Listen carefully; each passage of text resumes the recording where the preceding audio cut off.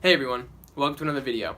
Today I want to talk to you about a class that I did with Sarah that I just got back from. Sarah W. This was at the Hill, it was 3:30, C2, and man, I love her classes. Sarah is very skilled with creating a flow. Her flows are magnificent, and there's a lot of transcendence in them. This is a point that I wrote down, is that I find a significant level and consistency of transcendent experiences throughout Sarah's classes. And I think that that's mainly because of her flow. Her flows are really amazing and they put me in a great spot.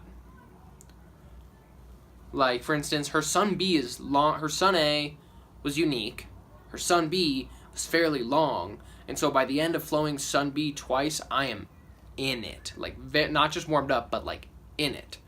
Core was, what did she even do for core?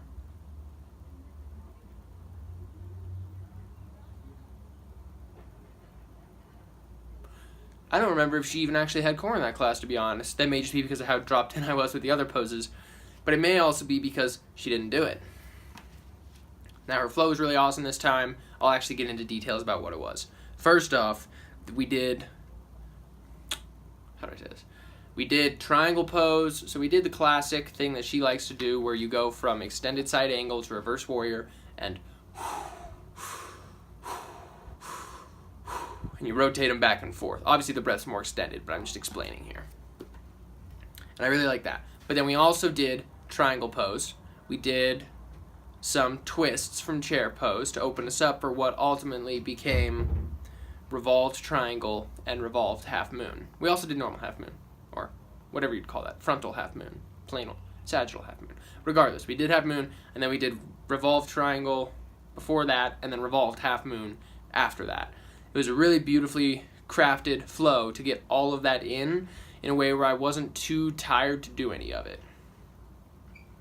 And I think part of that was because of the way that she was doing what she did beforehand.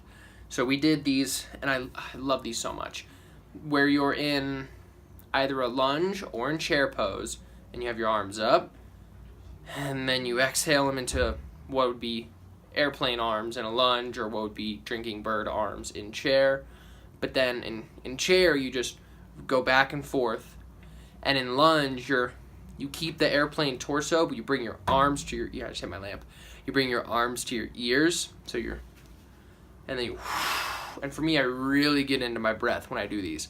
And the reason that I really get into my breath when I do these, wow, I just brought my center back over my heels and my voice dropped.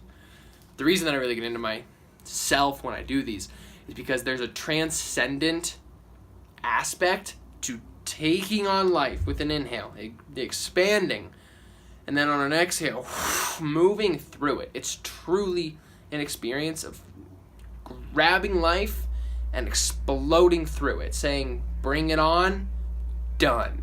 Bring it on, bang, bang, bang, and just like that feeling, it makes me feel better about my own life doing something like that. It's really cool. And so that's something that I will certainly put in my own flows. One of the things she did really well, which I thought was cool, was in her Sun A, she put a 3-legged plank in there where you'd move from,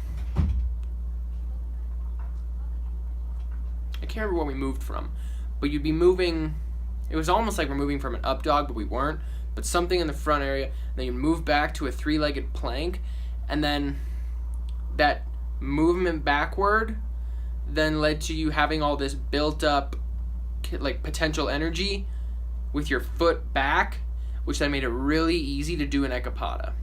It was almost like it's partially just because your foot's lower, but it was a great stepping stone for learning how to do an ekapada chaturanga. Just 1 foot chaturanga. I don't even know what chaturanga.